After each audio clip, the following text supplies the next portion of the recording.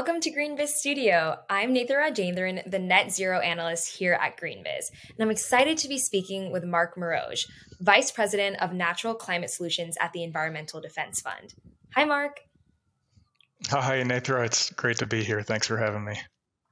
Awesome. We're just going to jump right in with the questions.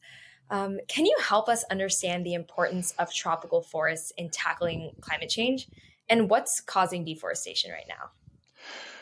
Right. So research suggests about 20% of the cost-effective mitigation that the world needs to stay on track for a 1.5 degree temperature increase by 2030 needs to come from nature.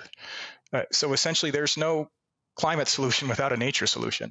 And then if we kind of double click down into the nature solutions, tropical forest conservation as one natural system is absolutely essential.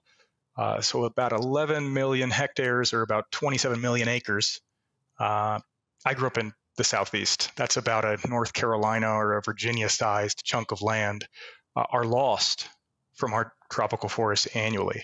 That represents about 6.3 gigatons of CO2 emissions. That's about the equivalent of annual emissions of like 900 million vehicles. These are enormous numbers. The point is, tropical forest conservation, keeping these forests standing, is absolutely essential if we're going to have a fighting shot at stabilizing our climate by 2030.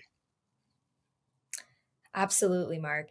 And in your role at EDF, you drive the overall vision, strategy, leadership of EDF's work to advance natural climate solutions globally, one of which is EDF's Tropical Forest Credit Integrity Guide, also known as the TCFI Guide. Can you tell us a little bit more about this and the impact that it's playing?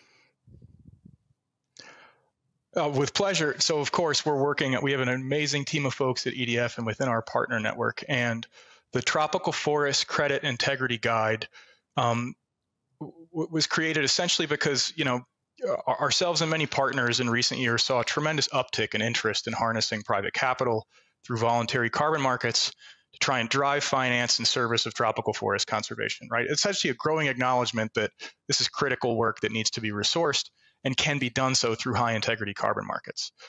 So there's a tremendous amount of activity in the space, but there is a lot of confusion around what's good. What are credits that are good that I should be investing in? What are credits that are of more questionable quality? How do I navigate a confusing marketplace, essentially?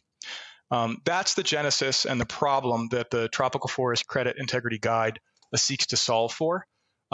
Providing more guidance and clarity on what good looks like in your tropical forest credit sourcing. It's an initiative that is, we're very proud. It's a great coalition-based initiative with many leading organizations, Conservation International, COICA, a leading indigenous federation in the Amazon Basin, EPAM, a leading Brazilian entity, the Nature Conservancy, Wildlife Conservation Society, World Resources Institute, and the World Wildlife Fund. Work done with support from a generous grant from the Bezos Earth Fund. It launched earlier this year.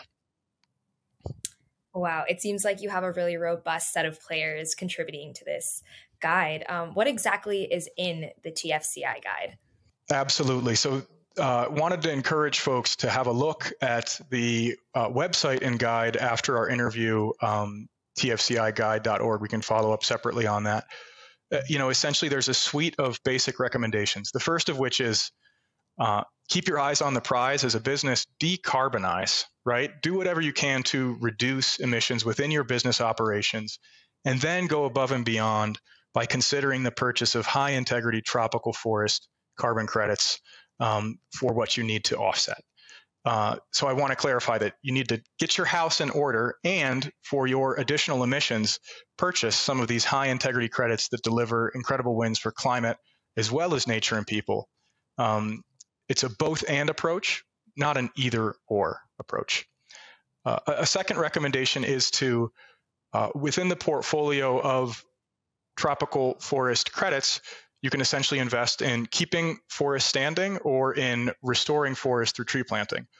Everything is important and has a place, but on balance, there's more climate and biodiversity benefit in directing your resources to keep forests standing as opposed to replanting or restoration. So we'd really encourage folks to keep their eyes on the prize on that. Invest in tropical forest conservation, keeping those forests standing through reduction credits. Additional guidance includes elements like ensuring the social and environmental integrity of your credit purchases. So very much ensure that anything that you're looking for on the marketplace fully incorporates priorities of Indigenous peoples and local communities, ensures their fair share receipt of benefits, and incorporates their participation fully in the program. Elements like these are what we would interpret to be some of the essentials for high integrity tropical forest credits. Wonderful insight. Thank you so much for joining us today, Mark, to discuss this work. We certainly are wishing you the best of luck with these efforts. Oh, thanks so much for having us.